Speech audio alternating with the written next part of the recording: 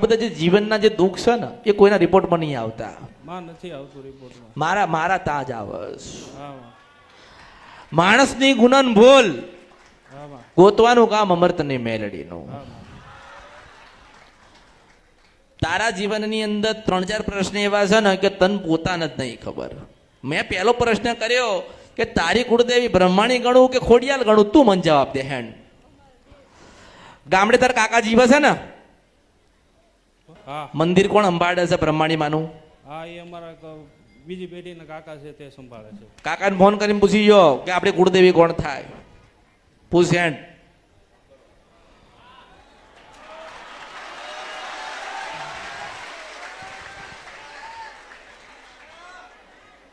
લોકોની પેઢીમાં 50-50 વર્ષ 100 વર્ષથી મઠોના પ્રશ્ન પડ્યા.